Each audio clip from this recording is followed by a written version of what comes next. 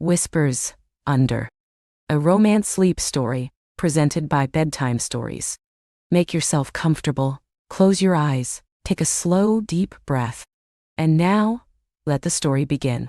The town of Oakhaven was a study in hushed beauty, a place where the whisper of the wind through ancient pines met the gentle lapping of the lake against its pebbled shore. Tucked away from the frantic pulse of city life, it existed in its own serene rhythm, marked by the chiming of the old clock tower and the murmur of conversations carried on the breeze. It was into this quietude that Elara Vance had purposefully steered her life, arriving 6 months prior to take up the post of head librarian at the Oakhaven Public Library. Elara was a woman woven from quiet threads herself. In her early 30s, with eyes the color of moss after a spring rain, hair the shade of burnished copper, she possessed a gentle demeanor that belied a surprising inner strength. Her previous life in the bustling metropolis of Boston had left her feeling perpetually overstimulated, a small boat caught in a restless ocean. Oakhaven, with its charming cottages, sprawling lakeside park, and the comforting predictability of its seasons, was her anchor.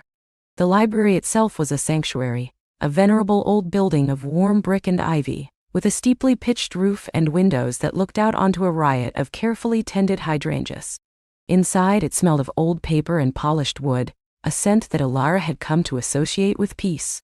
The floors, worn smooth by generations of footsteps, creaked companionably underfoot as she moved through the stacks each morning, performing her opening rituals.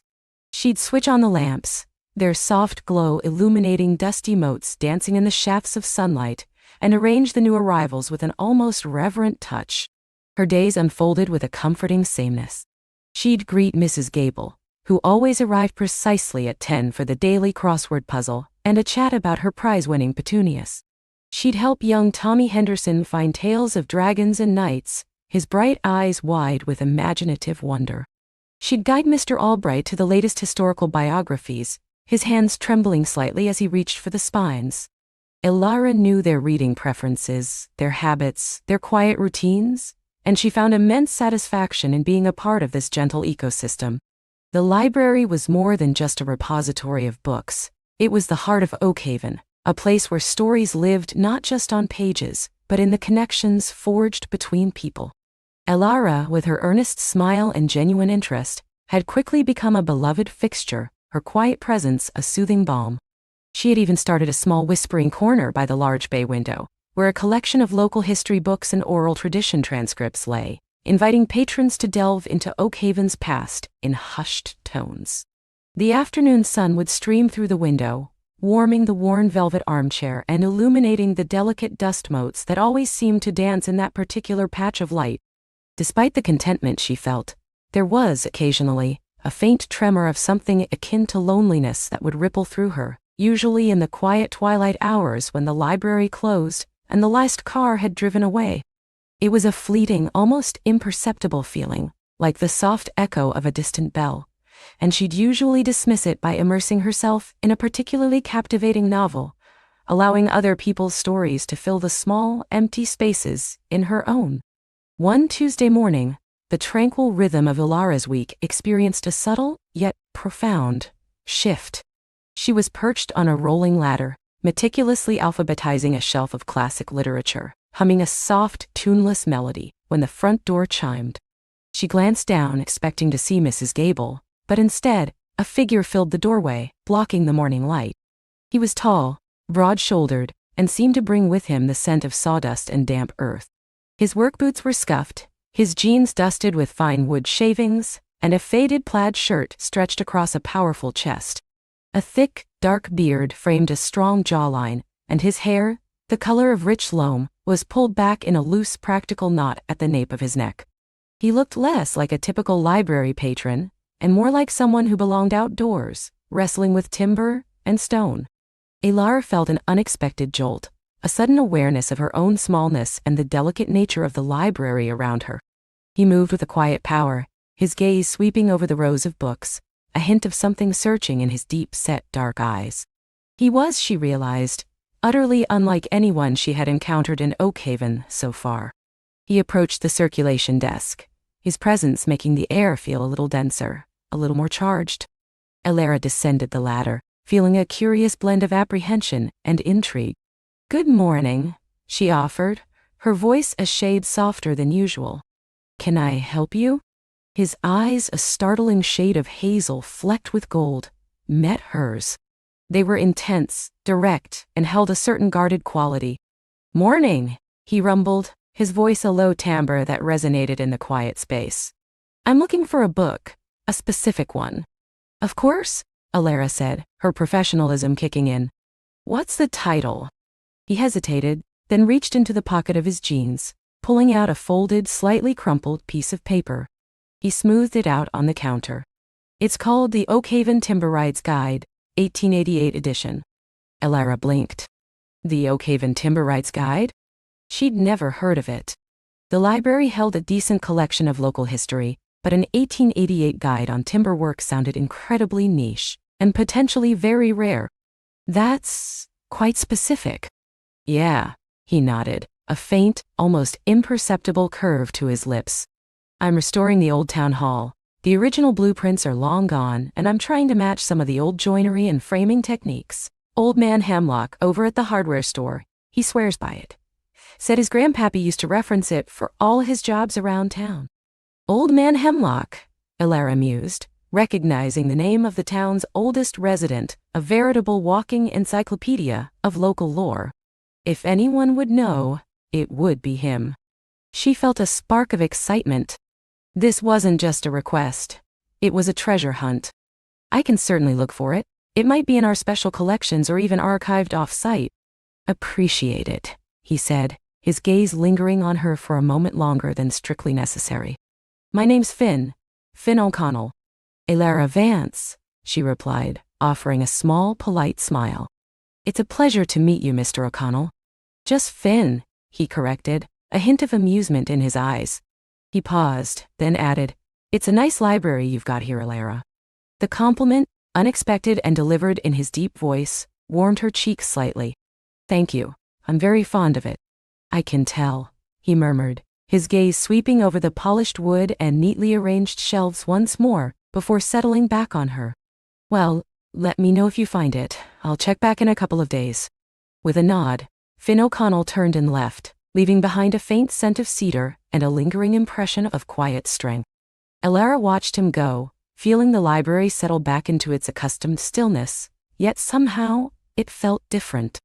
A new thread had been woven into its fabric. Alara spent the rest of the day and the better part of the next morning consumed by the search for the Oakhaven Timber Guide.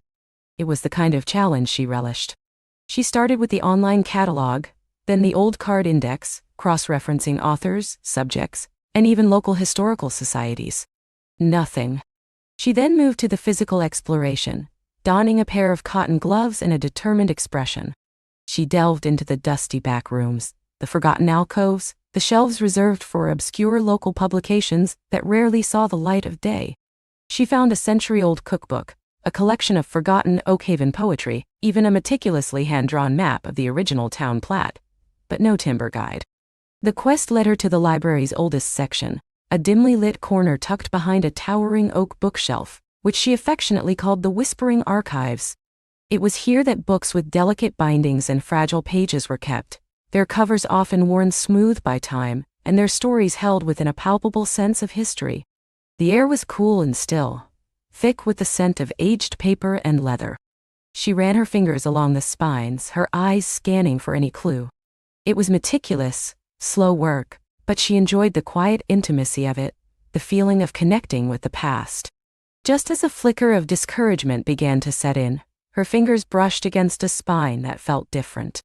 It was thicker, rougher, bound in what felt like sturdy, unembellished leather. The title was faded, nearly illegible, but as she tilted it towards the weak light, she could just make out the embossed words, Oakhaven Timberer. Her heart gave a little leap. Carefully she pulled the heavy volume from the shelf. It was even older than she had anticipated, its pages brittle and yellowed, its ink faded to sepia. The binding was sturdy, a testament to the quality of its original craftsmanship, and the pages within were filled with intricate, hand-drawn diagrams of joints, trusses, and beams, alongside dense, precise text. And there, on the title page, in elegant script, was the date, 1888.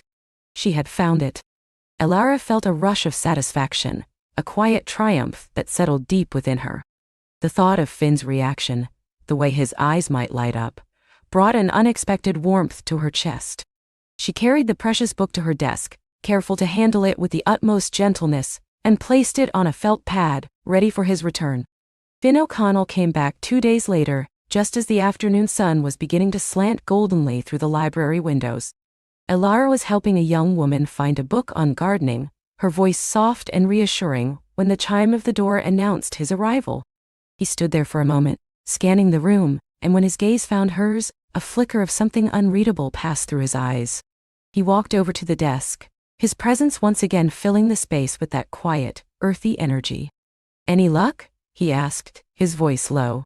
There was a hopeful edge to it, carefully hidden beneath his customary reserve.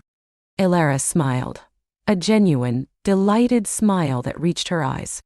"I did," she said, gesturing to the book lying on the felt pad. "It was quite a hunt, but I found it in the archives." Finn's eyes widened slightly as he looked at the book. He approached the desk slowly, his steps unusually hesitant, as if approaching something sacred.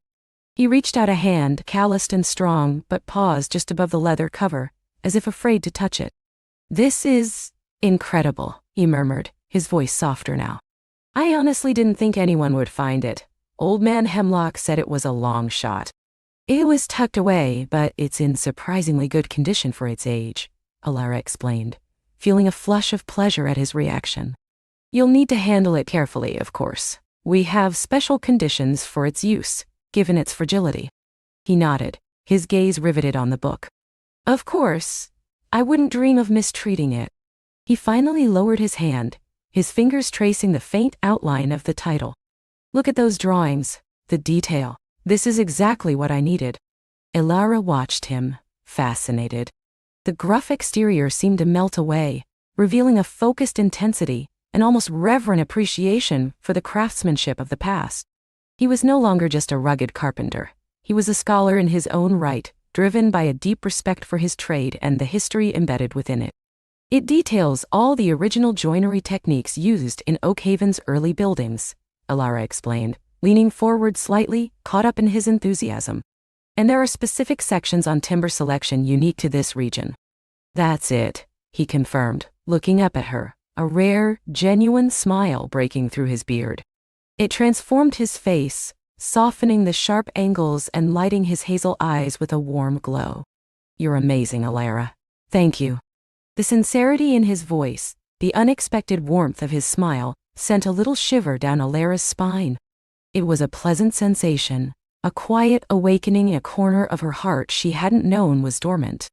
"It was my pleasure, Finn," she replied, her own smile feeling a little brighter.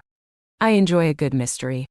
"Well, you solved this one," he said, and for a moment their gazes locked, a silent current passing between them in the hushed library. It was the kind of moment that felt significant, though neither of them could have articulated why. Elara showed him to the whispering corner, explaining the rules for handling the fragile tome. He settled into the worn velvet armchair, carefully positioning the book on the small, sturdy table beside him. As he began to meticulously turn the pages, Elara watched him for a moment. His brow was furrowed in concentration, his strong fingers surprisingly delicate as he traced the intricate diagrams. He seemed utterly absorbed, a man at peace with his purpose. She returned to her desk, but found her attention drifting. She kept glancing over at him, noting the way the afternoon light caught the rich tones of his hair, the focused intensity of his profile. The library, typically a haven of quiet solitude for her, now felt subtly different, imbued with a new, intriguing presence. Finn became a regular visitor to the library over the next few weeks. He'd arrive in the late afternoon, often still dusted with sawdust, and head straight for the whispering corner. He'd spend hours poring over the Timberwright's Guide, sometimes sketching notes in a small, leather-bound notebook he carried, sometimes simply studying the intricate illustrations with a focused intensity. Their interactions grew from formal pleasantries to something more relaxed, more comfortable. Elara would occasionally check on him, offering him a glass of water or just pausing to observe his work. He in turn would sometimes look up, offering a small smile or a nod, and occasionally he'd ask her a question. Ever seen a mortise and tenon joint like this? He'd ask one afternoon, pointing to a particularly complex diagram. It's specific to load-bearing beams in buildings over 3 stories. They don't teach this in modern carpentry schools anymore. Ilara would lean over, peering at the illustration. It looks incredibly strong, she'd murmur, captivated by the precision of the drawing. So much detail, so much thought went into these structures. That's the beauty of it, Finn would say, his voice resonating with passion. They built things to last, to stand for centuries. There's an integrity to it, a respect for the wood, for the purpose. It's not just about putting things together. It's about understanding the material, listening to it, coaxing its strength out. Ilara found herself surprisingly captivated by his explanations. She knew little of carpentry, but his deep connection to his craft, his reverence for the history it embodied, was infectious. She started noticing the old buildings in Oakhaven with new eyes, seeing the details he spoke of, imagining the hands that had shaped them. One evening, as the library was nearing closing time, Finn packed up his notebook, carefully closing the Timber Rights Guide. "I actually found something interesting today," he said, turning to her. "There's a note in here, tucked into the section on roofing, about a specific type of slate only found near the old quarry, just north of town. It mentions a unique blue-gray color that weathers beautifully. I think that's what was used on the original town hall roof." Ilara's eyes lit up. "The old quarry? I thought that was just a local legend, that it ran dry decades ago." "It did," Finn confirmed, a thoughtful expression on his face. "But if I can find even a small vein, enough for the repairs, it would be authentic. It would make a difference." He paused, then looked at her. Would you be interested in seeing it sometime? The quarry, I mean. It's pretty remote, but the view of the lake from up there is something else." The invitation hung in the air, unexpected and warm. Ilara felt her breath catch slightly. It wasn't a date, not explicitly, but it was an invitation to share something beyond the confines of the library, an offer to step into his world. The thought of exploring a hidden part of Oakhaven with him, of seeing the landscape through his eyes, sparked a curious thrill within her. I would love to, Finn," she said, her voice a little breathy. "That sounds wonderful." A slow smile spread across his face, revealing a dimple near his left eye that she hadn't noticed before. "Great. I'll let you know when I have a free afternoon. It's a bit of a hike." "I don't mind a hike," Ilara assured him, feeling a lightness in her step as she began to turn off the lights. As the library settled into darkness, a comfortable silence stretched between them. The familiar quiet no longer felt empty, but rather filled with a gentle anticipation. The subtle warmth that had begun to bloom in the quiet corners of the library was growing, like a seedling reaching for the sun, promising something beautiful and enduring, born from shared whispers of history and the quiet understanding of 2 souls finding their way home. The room was bathed in the soft, diffused glow filtering in from the streetlights outside, casting long, dancing shadows of bookshelves onto the floor. Amelia's hand, still resting on the light switch, felt a tremor, a tiny echo of the thrumming in her chest. The silence, once merely comfortable, now hummed with an unspoken current, a heightened awareness of Daniel's presence just a few feet away. She turned slowly, her eyes adjusting to the dimness, finding his silhouette by the large bay window, where the last sliver of twilight lingered. He hadn't moved, seemingly lost in thought, or perhaps simply waiting. There was a quiet intensity about him that drew her in, a sense of stillness that mirrored her own. "It's peaceful like this," Amelia said, her voice a soft murmur, barely disturbing the quiet. She hadn't realized she was holding her breath until the words escaped her lips. Daniel turned his head, and in the faint light, she could see the gentle curve of his smile. "It is," he agreed, his voice a low melodic rumble that seemed to resonate deep within her. "Like the library is sighing contentedly after a long day preparing for its dreams." Amelia chuckled, a small, breathy sound. "That's a lovely way to put it." She walked towards him, her footsteps soft on the old wooden floor. As she drew nearer, the scent of his cologne, a subtle hint of sandalwood and old paper, surprisingly, reached her, a comforting aroma that blended perfectly with the ancient scent of the library itself. He took a step closer too, narrowing the distance between them until they stood almost within arm's reach. The air between them crackled with an invisible energy, a tender anticipation. "Are you ready to lock up, Amelia?" he asked, his gaze soft, searching hers. "Yes," she replied, her voice a little steadier now. "Though I sometimes wish I could just curl up in one of these armchairs and read until dawn." She gestured vaguely to the cozy reading nooks. Daniel's smile widened, a genuine warmth radiating from him. "A kindred spirit, I see. I've often harbored the same fantasy, especially in libraries like this one. So much history, so many stories waiting to be discovered, even in the quiet of the night." He paused, then added, "Would you mind if I walked you home? It's getting late." Amelia's heart gave a little flutter. The offer was simple, polite, yet it felt significant. It wasn't just about safety. It was about prolonging their time together, extending the gentle bubble they'd built within these walls. "I'd like that very much, Daniel," she confessed, a shy smile gracing her lips. She retrieved her small handbag from behind the circulation desk, the mundane act a grounding force. Daniel waited patiently, his eyes following her with an appreciative warmth that made her blush faintly in the dimness. They moved together towards the heavy oak doors, the familiar process of locking up taking on a new intimacy with him by her side.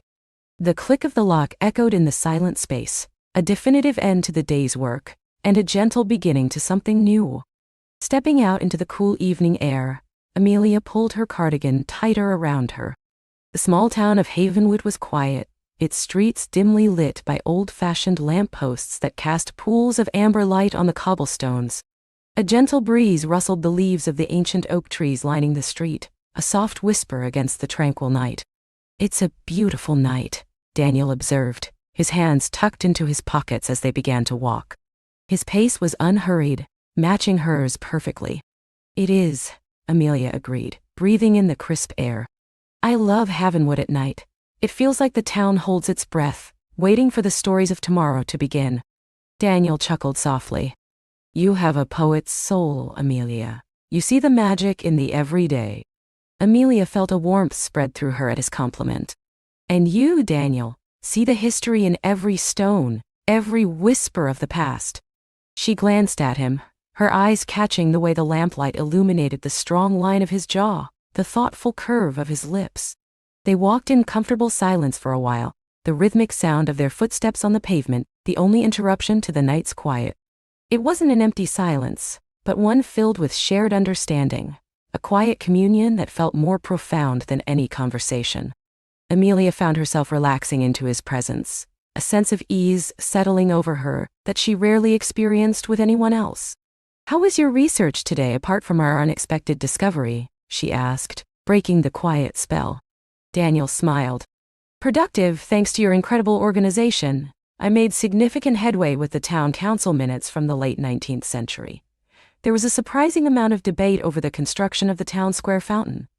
Apparently, the original design was quite controversial."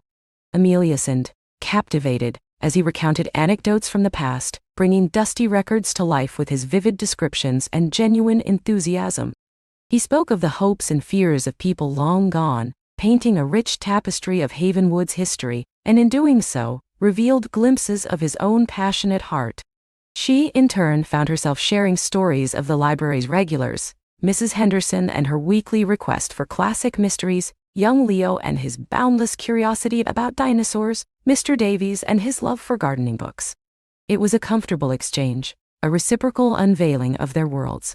"It sounds like you're truly the heart of this community, Amelia," Daniel said softly as she finished describing a particularly heartwarming interaction with a new family in town.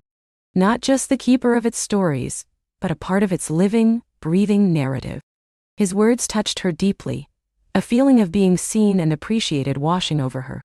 "And you, Daniel," she countered gently, "are breathing new life into the forgotten chapters, ensuring they aren't lost to time." They continued their walk, their conversation meandering from local history to their favorite books, from the changing seasons to the simple joys of a perfectly brewed cup of tea. Amelia found herself laughing more easily, more freely than she had in a long time.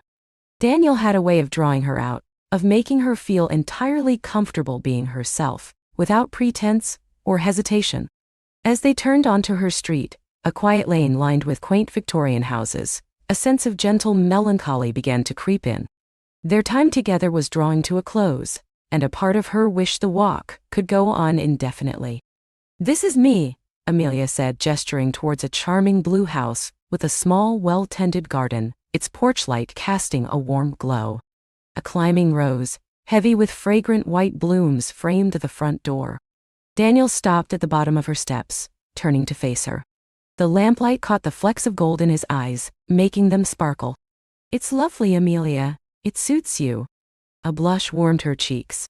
"Thank you. I've always loved it here. It feels homey." A comfortable silence fell between them again, deeper this time, charged with a subtle tension.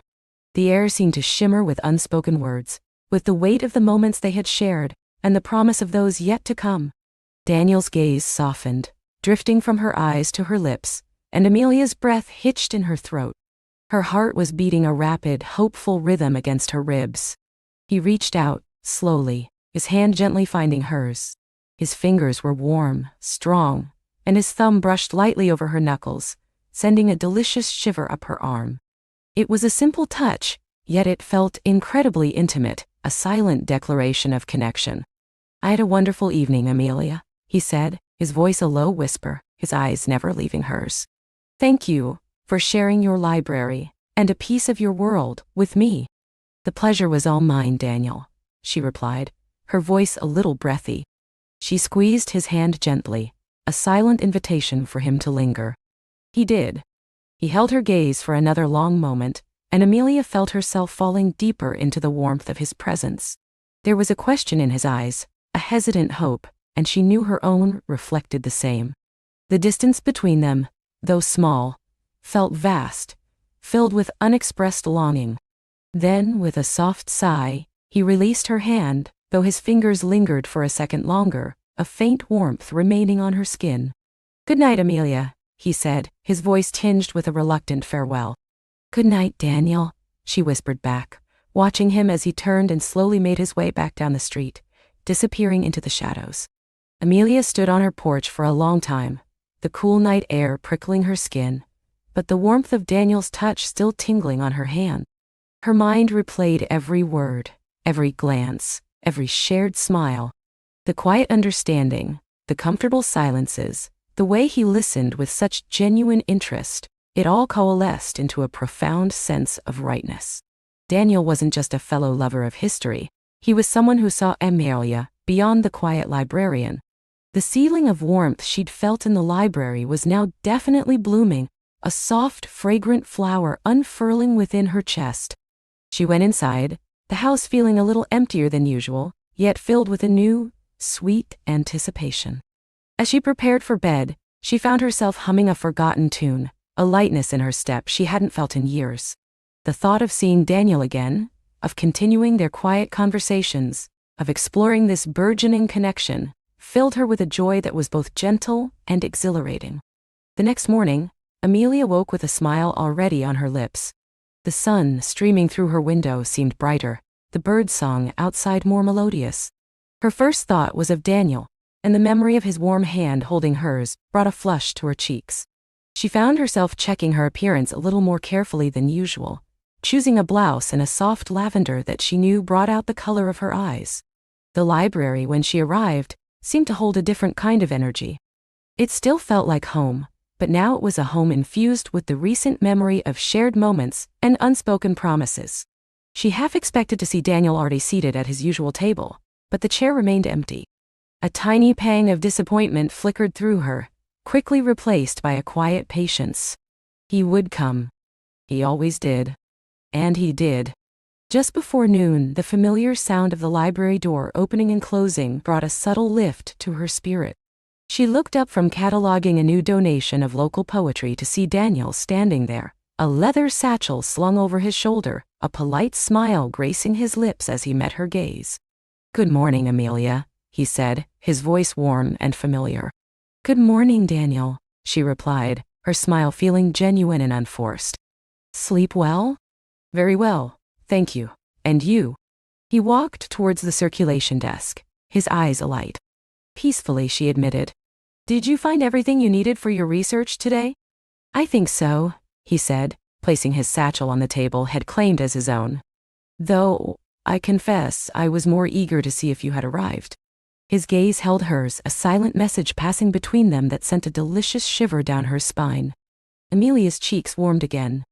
"And you," she confessed, her voice barely above a whisper. He settled into his chair, but instead of immediately delving into his books, he leaned forward, resting his forearms on the table. "Amelia," he began, his tone a little more serious, a little more hesitant. "I was wondering, there's a small local history fair happening this Saturday at the Old Mill. They'll have some fascinating exhibits, and a few historians from neighboring towns presenting their work. Would you consider joining me, not as a librarian on duty, but as a companion?" Amelia's heart gave a hopeful leap. This was it, an invitation, a step outside their familiar library sanctuary. I dating. The word hummed in her mind, bright and exciting. "I would love to, Daniel," she said, her smile broadening. "That sounds wonderful." A genuine relieved smile spread across his face, lighting up his eyes. "Excellent. I was hoping you'd say that. I can pick you up around 10 if that suits." 10 would be perfect, she confirmed, a thrill running through her. The rest of the week passed in a blur of quiet anticipation for Amelia. She found herself catching Daniel's eye more often, their shared smiles becoming warmer, more intimate.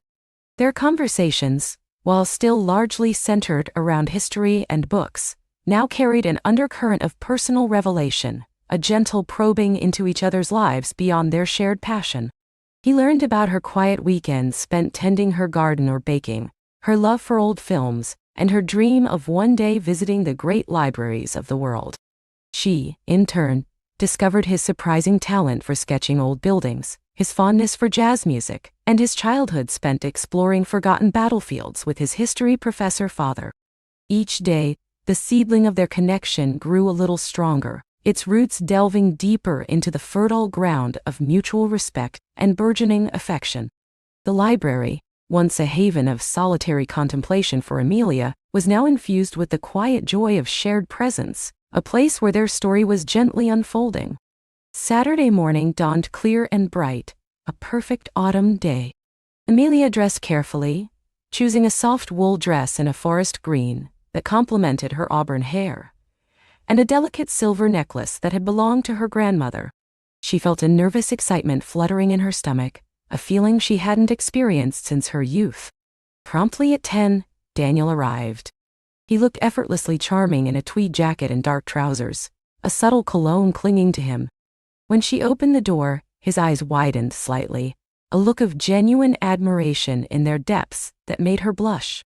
"Good morning, Amelia," he greeted, holding out a small bouquet of wildflowers, daisies and forget-me-nots picked, she suspected, from a field near the old mill. "Good morning, Daniel," she replied, accepting the flowers with a soft gasp. "They're beautiful." She breathed in their fresh, earthy scent. "Just a little something," he murmured, his gaze warm. "Shall we?" They drove in Daniel's comfortable, slightly vintage car, the radio playing soft jazz, a nod to their earlier conversation. The drive to the old mill, nestled on the outskirts of Havenwood beside a winding river, was filled with easy conversation and shared laughter. Amelia pointed out landmarks, sharing anecdotes about the town, and Daniel listened intently, adding historical facts and charming observations. The history fair was a delightful buzz of activity. Stalls displayed antique maps, old photographs, and historical artifacts. Local reenactors in period costumes mingled with visitors, and the air was filled with the scent of cider and freshly baked bread. Daniel, in his element, guided Amelia through the various exhibits, his enthusiasm infectious. He explained the intricate workings of a miniature steam engine, pointed out details in an old town charter, and shared fascinating snippets of information about everything they saw. Amelia found herself completely absorbed, not just in the history but in watching Daniel. The way his eyes lit up when he discovered something new, the passion in his voice as he spoke, the gentle way he'd place a hand on her arm to draw her attention to a particularly interesting detail. She noticed how he interacted with others, respectful, knowledgeable, and always kind. He was everything she had secretly hoped for, and more.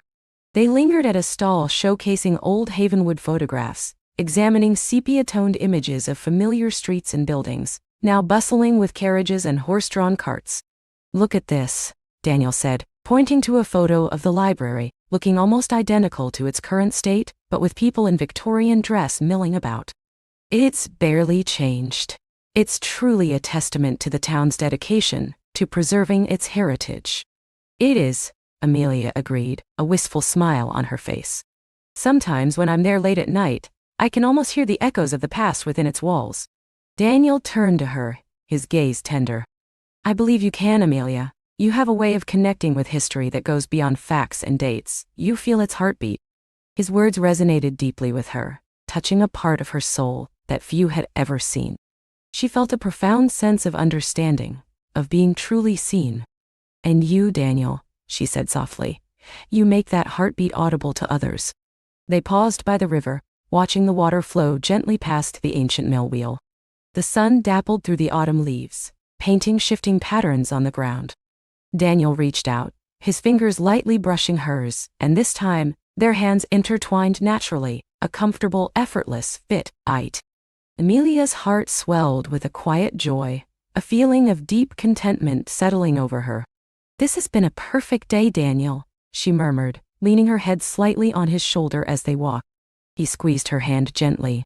"It has, Amelia. More perfect than I could have imagined." He paused, then added, "There's a small, quiet cafe a few blocks from here. They make the best apple pie in Havenwood, according to local legend. Would you be willing to test the legend with me?" Amelia smiled, her heart full. "I would love nothing more."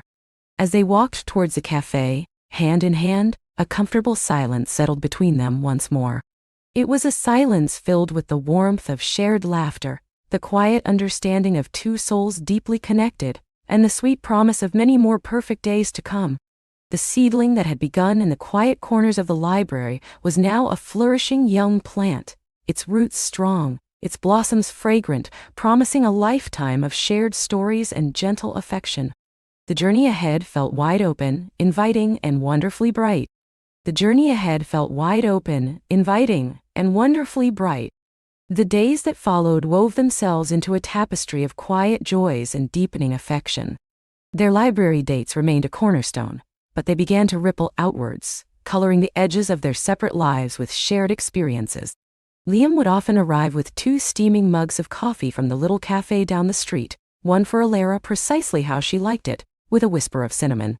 He'd find her nestled among the history tomes, a soft smile gracing her lips as she looked up from her reading, her eyes, the color of warm honey, meeting his with an unmistakable glow.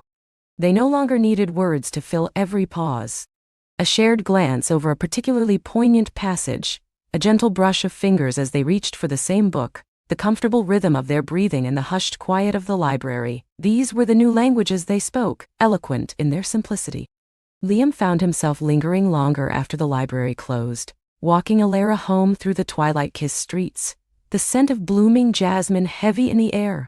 Their conversations stretched from the intricacies of ancient architecture to the whimsical plots of children's books, from the profound beauty of a sunset to the mundane comfort of a well-made cup of tea.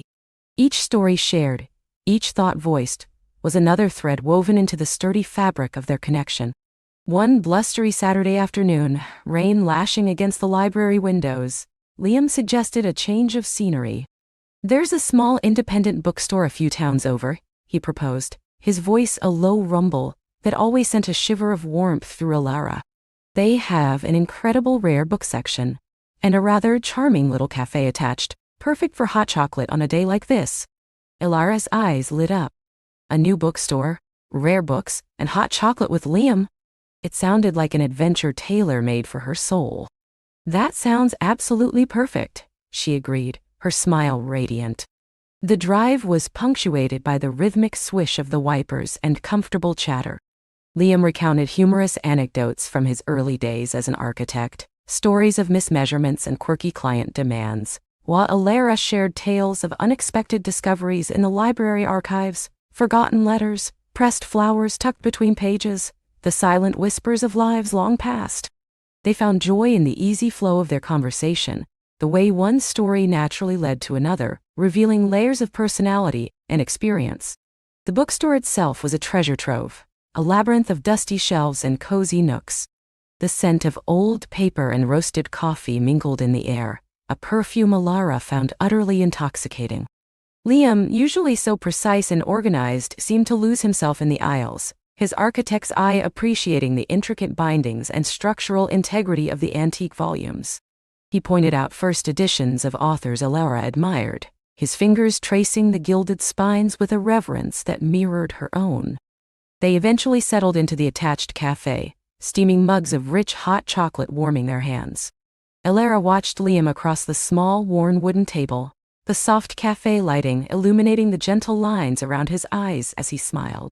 He truly saw her, not just the quiet librarian, but the woman beneath, with her deep passions and quiet strength. And she, in turn, saw beyond the structured architect to the thoughtful, tender man who found beauty in both blueprints and forgotten poems. "I was thinking," Liam began, stirring his hot chocolate thoughtfully, "about the old community center in town. It's been sitting empty for years. Such a beautiful building, but neglected." Alara leaned forward, intrigued. "It is. I always thought it would make a wonderful space for something. A community garden, perhaps, or an arts center." Liam's eyes gleamed with a familiar spark of passion. "Exactly. I've had a few sketches in my notebook, ideas for renovating it, making it into something vibrant again, a place for everyone." He looked at her, a question in his gaze. "What do you think? As a librarian, you're at the heart of the community. What does our town truly need?" Alara considered this, her mind already buzzing with possibilities. She envisioned a bright, airy space, perhaps with a small accessible library annex, a quiet corner for reading groups, a large hall for local events, and maybe even a little cafe like this one. "It needs a heart," she said finally, her voice soft but firm. "A place where people can connect, learn, and grow. A place that feels like an extension of home, but open to everyone." Liam smiled, a warmth spreading through Alara that had nothing to do with the hot chocolate. "A heart," he repeated as if tasting the word. "I like that. Perhaps we could explore this idea together. My designs, your community insight?" The prospect of collaborating with Liam on something so meaningful, something that would benefit their town, filled Alara with a sense of excited purpose. "I would love that, Liam," she said, her hand reaching across the table to gently cover his. "Absolutely." Their shared project became a new, delightful facet of their relationship. Evenings that once ended with quiet goodbyes at Alara's door now often found them poring over Liam's elegant architectural sketches, spread across her kitchen table. Alara, with her meticulous organizational skills and deep understanding of community needs, offered invaluable input. She suggested built-in bookshelves that could double as display cases, a soundproofed room for children's story time, and a small, inviting outdoor patio where visitors could read or simply enjoy the sunshine.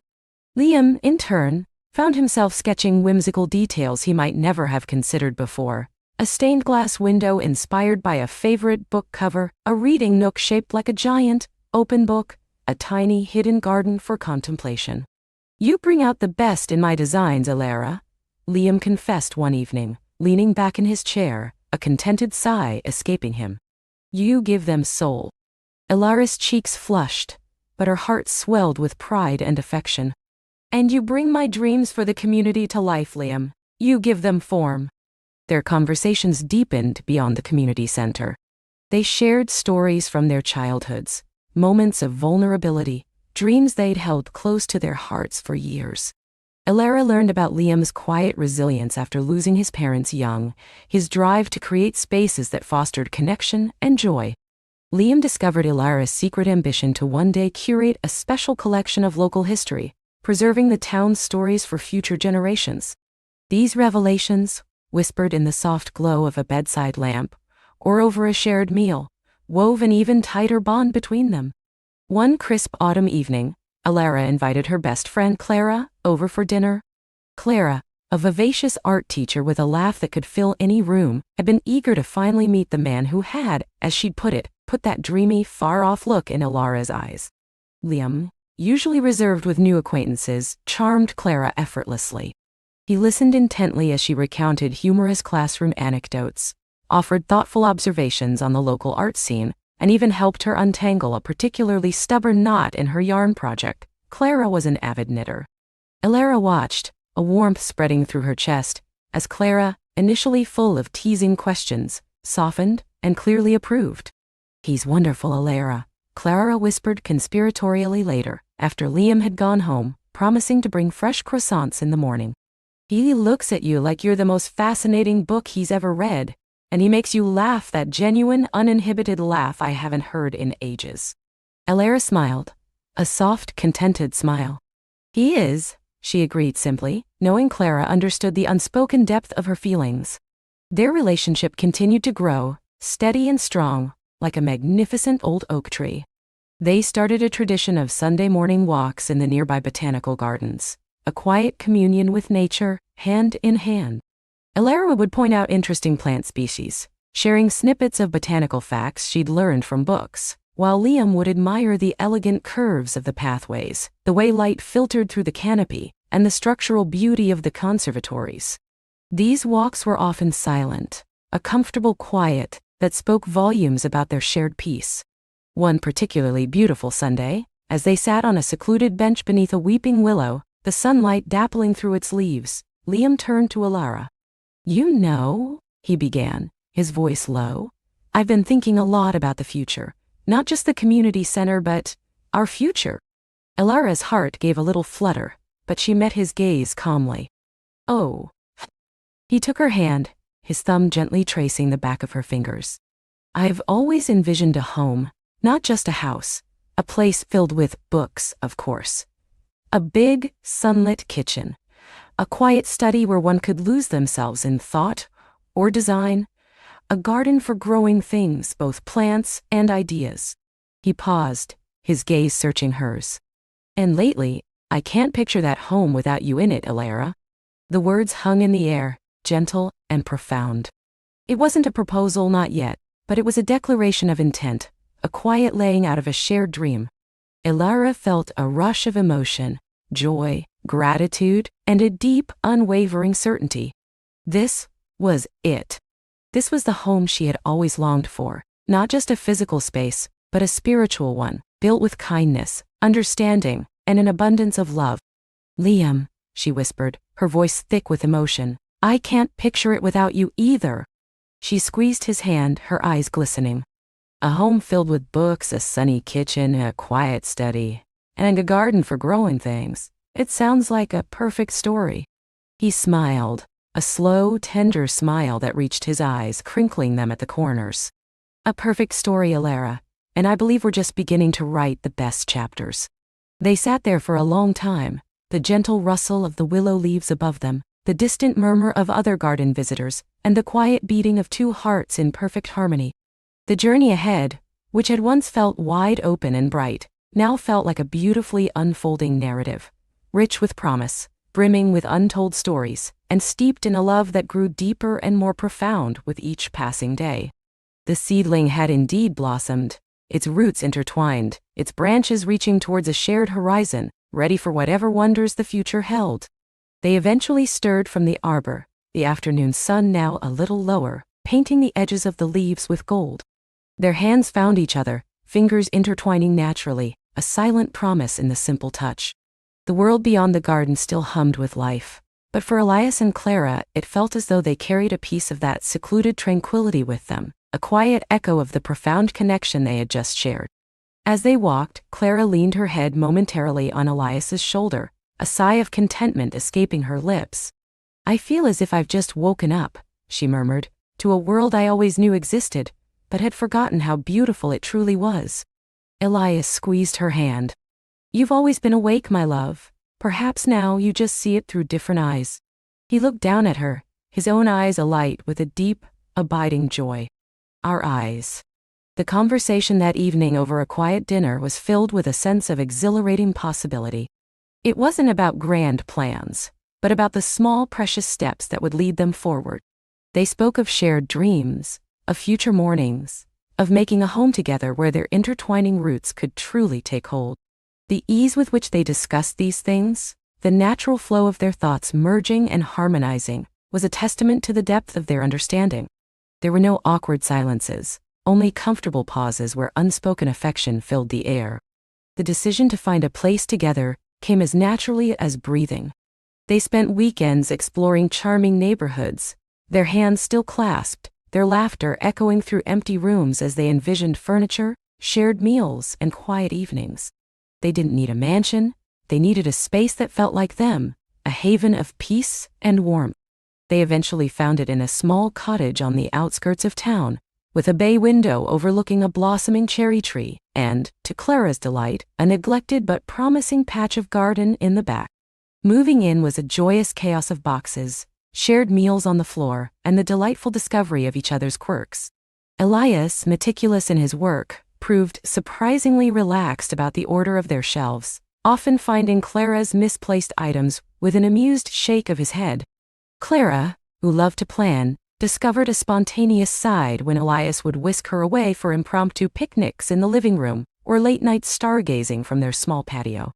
They learned to navigate the gentle give and take of cohabitation, the morning rush, the evening wind down, the division of chores that somehow always seemed to balance out.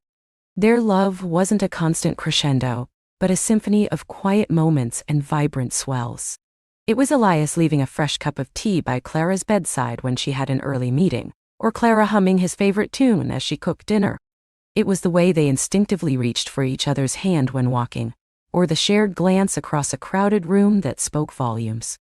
They discovered that true love wasn't about erasing individual differences, but about celebrating them, weaving them into a richer, more vibrant tapestry. There were, of course, the occasional ripples in their tranquil pond.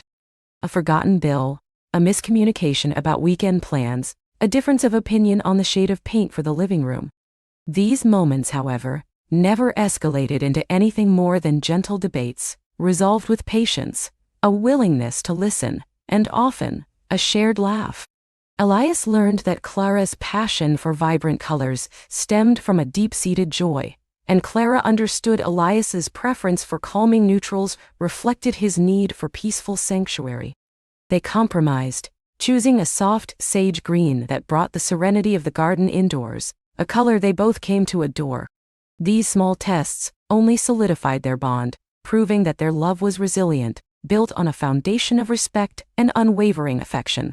One particularly blustery autumn afternoon, Elias found Clara in their nascent garden, bundled in a thick sweater, trying to coax life from a stubborn patch of earth. She had spent months carefully tending to it, turning the soil, planting bulbs, and dreaming of the spring. Despite her efforts, some areas remained stubbornly barren. A sigh escaped her as a gust of wind scattered a handful of seeds she'd just sown.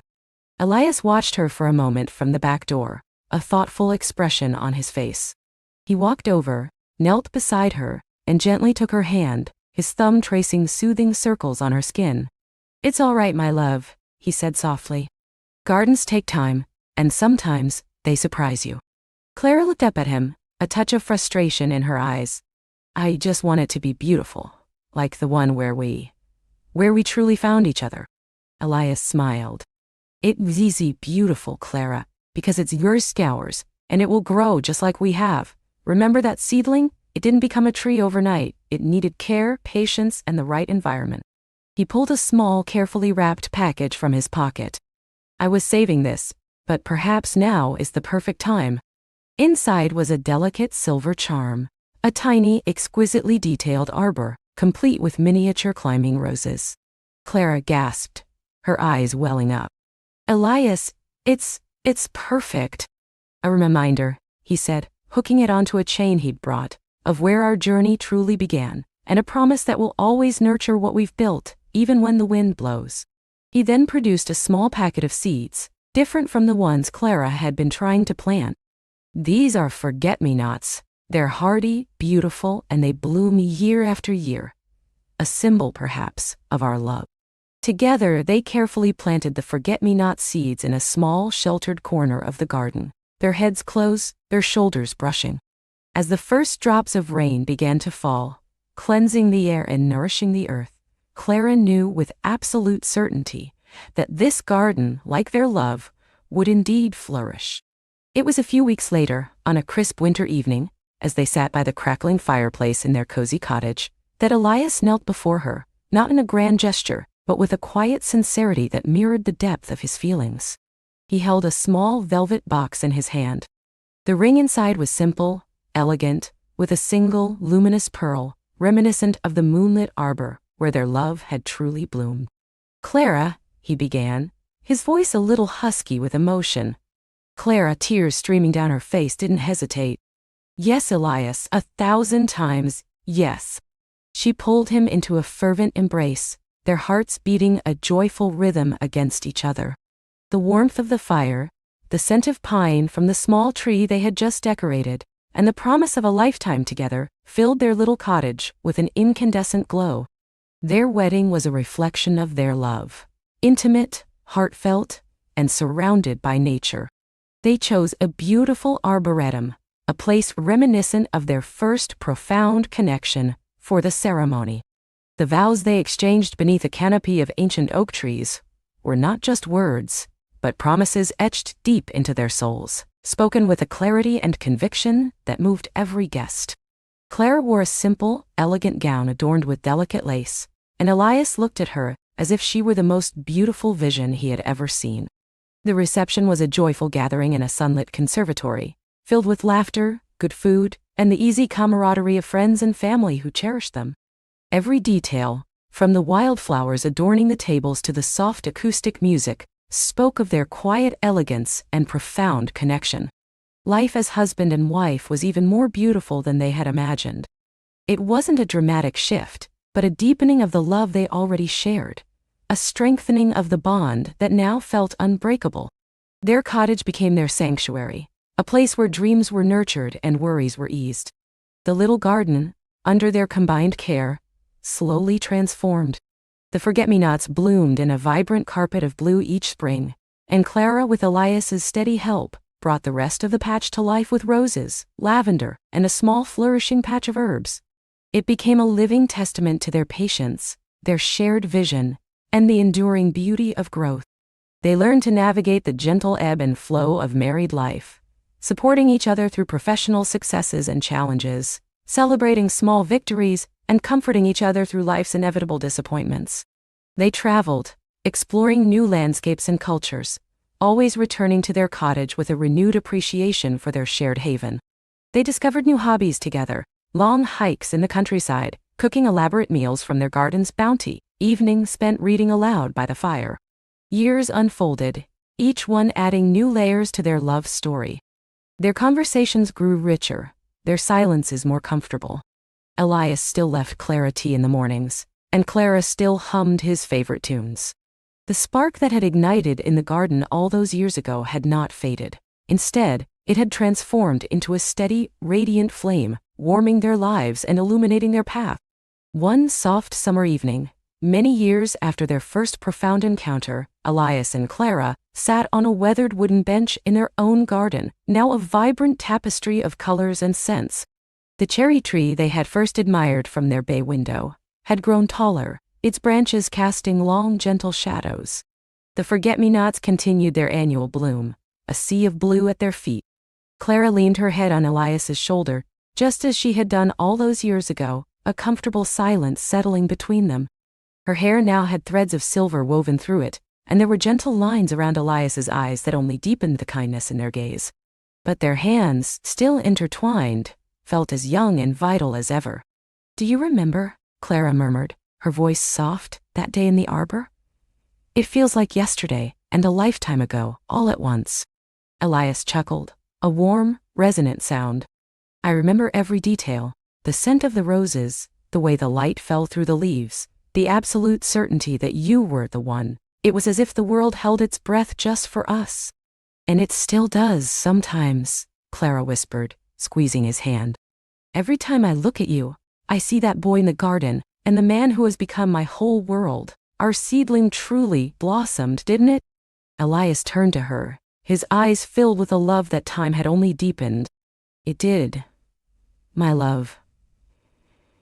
It grew into a mighty tree, its roots so deeply intertwined that nothing could ever separate them.